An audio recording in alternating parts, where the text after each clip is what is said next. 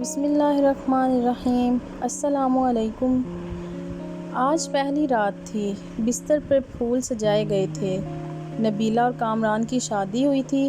شادی بہت دھوم دھام سے کی گئی۔ نبیلہ بیڈ پہ بیٹھی تھی، کیمرہ مین تصاویر بنا رہا تھا۔ وہ کبھی دائیں سر کر رہی، کبھی بائیں طرف۔ سب لوگ نئے تھے، ہر چہرہ اجنبی تھا۔ کامران پاس بیٹھا تھا، سب محلے والے دلہن دیکھنے آئے ہوئے تھے۔ نبیلہ نظریں جھکائے بیٹھی ہوئی تھی۔ رات کے 12 بج چکے تھے، وہ بہت تھک چکی تھی۔ بھوک سے برا حال تھا۔ سب چلے گئے، دروازہ بند ہوا۔ کامران نبیلہ کے پاس بیٹھا۔ آپ ایسا کریں، چینج کر لیں، تھک گئی ہوں گی۔ نبیلہ نے ڈریس چینج کیا۔ بھوک سے اس کی حالت غیر ہو رہی تھی، لیکن کیا کر سکتے تھے؟ کامران کو اس کی تھکن سے کیا واسطہ تھا؟ وہ محبت بھری باتیں کہاں کرنا چاہتا تھا؟ نبیلہ کو اپنی مردانگی کا رعب ڈالتے ہوئے بولا، دیکھو مجھے تماشے اچھے نہیں لگتے، میری باتیں کام کھول کر سن لو۔ میں بار بار یہ باتیں نہیں بولوں گا۔ گھر کے سارے کام تمہارے ذمہ ہیں، کھانا بنانے سے لے کر جھاڑو صفائی تک۔ سن رہی ہو نا؟ نبیلہ نے ہاں میں سر ہلایا۔ نبیلہ سوچ رہی تھی کوئی گفٹ دے گا، کوئی محبت بھری باتیں کرے گا، لیکن اس کو نبیلہ سے کام کروانے کی فکر تھی۔ شادی کے دن گزر گئے، ہاتھ میں جھاڑو، مقدر میں کچن لکھ دیا۔ نبیلہ کی جٹھانی ان کی رشتہ دار تھی، لیکن یہ غیروں سے بیاہ کر گئی تھی۔ نبیلہ کھانا بنانا، برتن صاف کرنا، صفائی کرنا، کپڑے، سب کام جب تھک کر ٹوٹ جاتی تو رات کو شوہر کے نخرے اٹھانا۔ کامران بہت روکھے ہوئے لہجے میں بات کرتا تھا۔ نبیلہ سے رات ڈنر ہوا، اپنے کمرے میں چلے گئے۔ نبیلہ کامران کے پاس بیٹھ گئی۔ کامران، شادی کو 3 مہینے گزر گئے ہیں، آپ مجھے کہیں گھمانے لے کر نہیں گئے؟ کامران حیرت سے دیکھ رہا تھا نبیلہ کی طرف۔ نبیلہ، گھمانے مطلب کہاں جانا ہے تم نے؟ اس نے اتنے روکھے لہجے میں پوچھا کہ نبیلہ سہم سی گئی۔ کامران، آپ کیوں اتنے غصے سے بات کرتے ہیں مجھ سے؟ کامران ٹی وی دیکھتے ہوئے بولا، نبیلہ جاؤ، جا کر میرے کپڑے استری کرو، دماغ نہ خراب کرو۔ یار میرا سارا دن کا تھکا ہوا ہوں میں۔ نبیلہ پیروں کی طرف بیٹھ گئی۔ اچھا چلیں، آپ لیٹ جائیں، میں آپ کو دبا دیتی ہوں۔ کامران لیٹ گیا۔ نبیلہ کامران کو دبانے لگی۔ کامران سو گیا تھا۔ وہ کامران کے پیروں کو اپنی گود میں رکھ کر سوچ رہی تھی، کامران میں نے شادی سے پہلے بہت دکھ دیکھے ہیں، مجھے محبت چاہیے، آپ کا ساتھ چاہیے۔ آپ کیوں میری آنکھوں سے میرا درد نہیں سمجھ پاتے؟ اصل میں نبیلہ کی ماں نہیں تھی، سوتیلی ماں کے ساتھ جوان ہوئی، اور سوتیلی مائیں کیا سلوک کرتی ہیں یہ مجھے لکھنے کی ضرورت نہیں ہے۔ نبیلہ نے بہت درد سہا تھا سوتیلی ماں کے ہاتھوں۔ یہاں ایک ظلم یہ بھی تو کیا گیا تھا، نبیلہ 20 سال کی تھی اور کامران 36 سال کا۔ جبکہ نبیلہ سے جان چھڑانی تھی ان لوگوں نے۔ وہ قدموں کے ساتھ لپٹی ہوئی اپنے ہمسفر سے احساس کی بھیک مانگ رہی تھی۔ صبح وہ فجر کی نماز سے پہلے جاگ جاتی، ناشتہ بنانا سب کے لیے اس کا ذمہ تھا۔ وہ اپنا درد کسی پہ عیاں نہ ہونے دیتی، وہ بس اپنے گھر میں آباد ہونا چاہتی تھی۔ کامران کا ساتھ اسے چاہیے تھا بس۔ اکثر کبھی تھکن کی وجہ سے برتن نہ دھو سکتی یا جھاڑو ٹائم پہ نہ لگا پاتی تو ساس اسے لاکھوں باتیں سناتی۔ وہ اپنے لبوں کو سی کر ہر طعنہ برداشت کر جاتی۔ کامران، مجھے ہر مہینے 5000 دے دیا کرے نا؟ کامران نے زہر آلود نگاہوں سے دیکھا نبیلہ کی طرف۔ خیر ہے نا، 5000 کیوں چاہیے تم کو؟ نبیلہ نے بڑے پیار سے جواب دیا، کامران میں عورت ہوں نا، میری ضروریات ہوتی ہیں، پیسے پاس ہوں تو کبھی بازار جاؤں تو اپنے لیے کچھ ضروری چیزیں خرید لیا کروں۔ اب میں آپ کے بھائی سے تو یہ سب باتیں کہہ نہیں سکتی۔ کامران کو نہ جانے کیوں ایک چڑ سی تھی نبیلہ سے۔ اس نے غصے میں بولا، نبیلہ دیکھو میرے پاس اتنے پیسے نہیں ہیں کہ تم کو الگ سے دے سکوں، جو چاہیے ہو امی سے کہہ دیا کرنا، وہ لا دیا کریں گی۔ الگ سے خرچہ چاہیے اس کو؟ نبیلہ کامران کے پاس بیٹھ گئی۔ کامران، آپ نہ دیں مجھے کچھ، میں آپ کے ساتھ خوش ہوں، بس آپ مجھ سے پیار سے بات کر لیا کریں، مجھے پیار سے آواز دیا کریں، میرا نام پیار سے پکارا کریں، قسم خدا کی میں سب کچھ بھول جایا کروں گی، دن بھر کی تھکن، وہ پرانے درد، سب کچھ، بس آپ مجھے محبت سے پکارا کریں۔ کامران نے وقتی طور پر مسکرا کر کہا، تو پیار سے ہی تو رہتا ہوں تمہارے ساتھ۔ نبیلہ ناز اٹھانے والے لہجے میں بولی، کامران آپ نہیں نہ کرتے پیار سے بات مجھ سے، لیکن آپ بس غصہ ہی دکھاتے ہیں۔ کامران یہ دیکھیں کہ میری برتھ ڈے تھی، میں نے آپ کا نام اپنے ہاتھ پہ مہندی سے لکھا ہے۔ کامران جیسے بس بیزار سا ہو رہا تھا اس کی باتوں سے۔ نبیلہ پیار سے باتیں کر رہی تھی کامران سے، لیکن کامران دل ہی دل میں بول رہا تھا، کیا پاگل پلے پڑ گئی ہے میرے، اس کو کیا کہوں میں، نہ جانے کیوں بے رخی کرتا تھا وہ۔ انہوں نے نیا گھر بنانا تھا، گاؤں کے لوگ تھے۔ کامران نے نبیلہ سے کہا، نبیلہ آج رات آنٹی آ جائیں گی، تم ہماری مدد کرنا، اینٹیں گھر میں پھینکنی ہیں۔ نبیلہ نے دن بھر گھر کے کام کیے، پھر رات کو وہ اینٹیں اٹھا اٹھا کر گھر میں پھینکنے لگی۔ رات کے 3 بج گئے تھے، کام ختم ہوا، اس کا جسم درد اور تھکن سے بے جان سا ہو رہا تھا۔ کامران لیٹ گیا، نبیلہ پاس بیٹھ گئی۔ کامران پلیز میرا سر دبا دینا، مجھے بہت درد ہو رہا ہے۔ کامران نے کروٹ بدلی، یار جاؤ پیناڈول کھا لو، مجھ سے دبایا نہیں جاتا۔ وہ بستر پہ لیٹ گئی، نہ جانے کیوں آنکھوں سے آنسو بہنے لگے۔ وہ رو رہی تھی، اس کو بہت درد ہو رہا تھا۔ وہ منہ پہ ہاتھ رکھ کر سانس روکنے کی کوشش کر رہی تھی۔ کامران پاس سویا ہوا تھا، وہ درد سے سو نہ سکی۔ فجر کی اذان ہونے لگی کہ اس کی آنکھ کھل گئی۔ وہ سوئی ہی تھی کہ ساس گالیاں دے رہی تھی، میڈم سوئی ہوئی ہے، شرم ہی نہیں ہے، ٹائم دیکھو۔ کامران بھی برہم ہوا، وہ اٹھی۔ کامران غصے میں تھا، نبیلہ شرم ہے تم کو، ٹائم دیکھو، امی خود ناشتہ بنا رہی ہیں، تمہاری آنکھ ہی نہیں کھلتی۔ نبیلہ کیا کہتی، جبکہ اب کامران کو فرق ہی نہیں پڑتا تھا، نبیلہ مر رہی ہو یا کسی درد میں ہو۔ وہ خاموش ہوئی، کچن میں چلی گئی، سارا کام کیا۔ اس کی حالت کافی خراب تھی، اس نے کسی سے کچھ نہ کہا۔ شادی کو 3 سال گزر گئے تھے، لیکن اولاد نہیں تھی۔ ان 3 سالوں میں کوئی ایسی سانس نہیں تھی جب کبھی سکون پایا ہو۔ نئے گھر کا کام شروع کیا، وہ مزدوروں کی طرح کام کرنے لگی، دن بھر سب کے لیے کھانا بناتی، پھر کبھی اینٹیں اٹھا کر دیتی تو کبھی مٹی اٹھا رہی تھی۔ 4 مہینے اس نے مزدوری کی، گھر تیار ہوا۔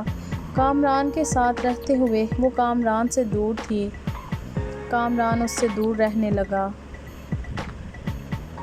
دن کی دوری سے راتوں کی دوریاں بھی بڑھنے لگیں، اولاد نہ ہونے کے طعنے دینے لگے، ایک ڈر سا اسے ستانے لگا۔ کامران تو پہلے ہی اسے دکھ دیتا تھا، لیکن اب اولاد نہ ہونے کے طعنے۔ ان دنوں کہیں اس سے چھپ کر کامران کی دوسری شادی کی باتیں ہونے لگیں۔ وہ سب کے رویے سمجھ رہی تو کچھ تو غلط ہو رہا تھا۔ نبیلہ ایک نوکرانی سے بڑھ کر کچھ نہ تھی، وہ لبوں کو سیے بیٹھی تھی۔ نبیلہ کو ایک خوف تھا، کہیں کامران مجھے دور نہ کر دے۔ لیکن جٹھانی کی چھوٹی بیٹی نے بتایا، آنٹی نبیلہ ماما کہہ رہی تھیں کامران چاچو کی شادی کرنی ہے، نئی آنٹی لے کر آنی ہے۔ نبیلہ سمجھ چکی تھی کوئی قیامت ٹوٹنے والی ہے، لیکن وہ خاموش تھی۔ کامران کمرے میں بیٹھا چہرے پہ کریم لگا رہا تھا۔ نبیلہ پاس گئی، آج کل بہت کریم لگا رہے ہیں، بڑے سونے لگ رہے ہیں آپ۔ نبیلہ کامران کے کندھے پہ سر رکھ کر بتا رہی تھی، کامران آپ خوش رہیں ہمیشہ، میں نماز پڑھ کر آپ کے لیے بہت دعائیں مانگا کرتی ہوں، آپ کی زندگی کی دعا مانگتی ہوں، آپ کے ساتھ ہی تو میرا سب کچھ ہے۔ جیسے وہ ایک درد دل میں چھپا کر خود کو سمجھا رہی ہو کہ کامران مجھے کبھی نہیں چھوڑے گا۔ اور پھر وہ دن آ گیا، لڑکی والے کامران کے گھر آئے، ساس نے سختی سے کہا کھانا بناؤ اور اپنے کمرے میں چلی جاؤ، سامنے نہ آنا منحوس۔ وہ اتنی بے رخی سمجھ رہی تھی، اس نے شادی کے بعد ایک کام سیکھ لیا تھا، درد کو چھپانا، خاموشی سے رونا اور بے پناہ گلے، لیکن شکوہ نہ کرنا۔ وہ واپس پلٹ کر دیکھتی تو سوتیلی ماں تھی جو اسے قبول نہیں کرتی تھی، سامنے کامران کی شادی تھی جو کبھی بھی دھکے سے نکال سکتا تھا۔ کامران کا رشتہ طے ہوا، کچھ دنوں میں ہی دوسری بیوی کو لے آئے بیاہ کر۔ جس کمرے میں وہ کامران کے ساتھ رہتی تھی، آج اس کمرے میں کامران کی باہوں میں کوئی اور تھی، اسے الگ سے ایک کمرہ دے دیا۔ وہ حسرت بھری نگاہ سے دیکھتی رہتی تھی، کامران اپنی دوسری بیوی کو مری گمانے لے گیا۔ وہ بہت خوش تھا، لیکن ایک دیمک درد نبیلہ کو کھائے جا رہا تھا۔ گھر کے کام، دن بھر کی تھکن، رات کی تنہائیاں، درد، بے پناہ لاپرواہی۔ نئی دلہن کو سب بہت پیار کرتے تھے، لیکن نبیلہ ایک کونے میں پڑی شاید موت کے قریب آ گئی تھی۔ اور پھر ایک رات وہ کمرے میں سوئی تھی، شاید آج وہ درد نہ برداشت کر پا رہی تھی۔ سر کا درد شدید تھا، وہ سر پہ دونوں ہاتھ رکھے چیخنے لگی۔ سب اپنے کمروں میں سو چکے تھے۔ درد اتنا شدید تھا، برداشت نہ کر پائی۔ وہ کامران کو آوازیں دیتی رہی، لیکن کامران دوسری بیوی کی باہوں میں سو رہا تھا۔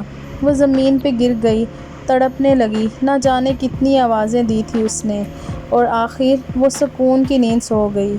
وہ دنیا چھوڑ گئی۔ صبح ساس گالیاں دے رہی تھی، کمینی آج بھی نہیں اٹھی ناشتہ بنانے کے لیے۔ کامران نے آواز دی، امی نبیلہ کو بولو ہمارا ناشتہ ہمارے کمرے میں بھیج دے۔ ماں نے گالی دی، وہ منحوس سوئی ہوئی ہے، ابھی تک سونے دو آج اسے، کوئی نہ جائے اس کے کمرے میں۔ دوپہر کا وقت ہو رہا تھا، سب اپنے کاموں میں مصروف تھے، لیکن ابھی تک نبیلہ کمرے سے باہر نہیں آئی تھی۔ آخر ساس کمرے میں گئی، دیکھا نبیلہ اوندھے منہ زمین پہ پڑی تھی۔ ساس نے شور مچا دیا، سب اکٹھے ہو گئے۔ دیکھا وہ اکڑ چکی تھی، اس کی لاش کو چارپائی پہ ڈالا، اس کے آنسو ابھی تک آنکھوں میں تھے۔ اچانک سے کیسے مر گئی؟ ان لوگوں نے اسے دفنا دیا، جنازہ ہوا، کوئی آنکھ نہ روئی تھی۔ ایک دن اس کے کمرے کی صفائی کرتی کامران کی دوسری بیوی نے دیکھا کچھ رپورٹ اور دوائیاں تھیں اس کے کمرے میں۔ وہ دیکھ کر حیران ہو گئی، اس کو برین ٹیومر تھا، نہ جانے کب سے وہ یہ درد سہہ رہی تھی۔ ایک ڈائری بھی لکھ رکھی تھی، یہاں وہ اپنے درد لکھا کرتی تھی۔ اس کی ڈائری کے کچھ جملے، کامران مجھ سے روٹھا روٹھا رہتا ہے، میری طرف دیکھتا ہی نہیں۔ آج میں نے سارا دن مزدوری کی، کامران نے مجھے ٹھنڈا پانی پلایا، میں بہت خوش ہوں۔ کامران کہتا ہے میں بہت اچھی ہوں، لیکن پھر بھی پتہ نہیں کیوں مجھ سے دور رہتا ہے۔ آج میں اس کے لیے تیار ہوئی تھی، خود کو سنوارا تھا، لیکن پاگل نے ایک بار بھی میری طرف نہیں دیکھا۔ پھر میں بھی ناراض نہیں ہوئی، وہ بہت ڈانٹتا ہے، کچھ کہوں تو مجھے جان لیوا بیماری ہے، لیکن میں کامران کو نہیں بتاؤں گی، وہ پریشان ہو جائیں گے۔ ہمارا گھر بن کر تیار ہو گیا، میں نے اپنا کمرہ بہت سجایا۔ کامران کی شادی کر رہے ہیں، مجھے گھر سے نکالا تو کہاں جاؤں گی؟ میرا تو کوئی ہے بھی نہیں، بس نوکرانی بن کر مرنے تک یہیں رہوں گی۔ کامران اپنی دلہن سے بہت پیار کرتا ہے، اسے برگر لا کر دیا، میں نے کہا مجھے بھی لا دو، کہتا ہے تم برتن دھو جا کر، دماغ نہ خراب کرو میرا، بھلا میں نے برگر ہی تو مانگا تھا۔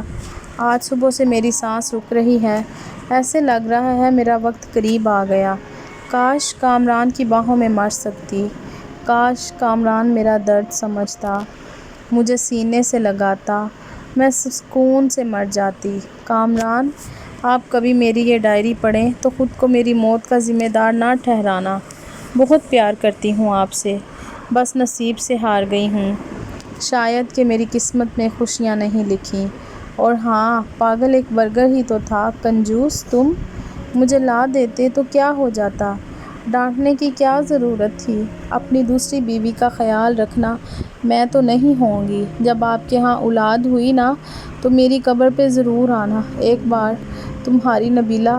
مجھے بہت درد ہو رہا ہے، اب لکھا بھی نہیں جا رہا۔ کامران دل چاہ رہا ہے آپ کے پاس آ جاؤں، لیکن کے بعد سب کچھ ادھورا رہ گیا۔ نبیلہ خاموشی سے مر گئی۔ کامران ڈائری پڑھ کر بہت رویا، لیکن اب رونے کا کیا فائدہ تھا، وہ بیچاری نہ جانے کتنا روئی تھی۔ اس کی قبر پہ قدموں کی طرف بیٹھ کر معافی مانگنے لگا، لیکن اب معافی مانگنا یا کچھ بھی کرنا وہ کہاں لوٹ کر آنے والی تھی۔ اسے نہ جانے کتنی نبیلہ آج بھی ہیں جو اپنے ہم سفر کی بے رخی پہ جی رہی ہیں، جو درد سہتی ہیں، شکوہ نہیں کرتی۔ ارے بے قدرو، اپنی ہمسفر کو محبت سے دیکھ ہی لیا کرو، خدا کی قسم وہ ہر درد ہر دکھ بھول جاتی ہیں۔ اس سے پہلے کوئی نبیلہ دنیا سے چلی جائے اور آپ کو جب تک سمجھ آئے دیر ہو چکی ہو۔ یاد رکھنا، قیامت کے دن محشر کو پوچھا جائے گا۔ اگر آپ کو میری آج کی ویڈیو پسند آئی ہو تو پلیز لائک اور شیئر کرنا مت بھولیے گا۔ Thank you for watching. ملتے ہیں نیکسٹ ویڈیو میں، تب تک کے لیے اللہ حافظ۔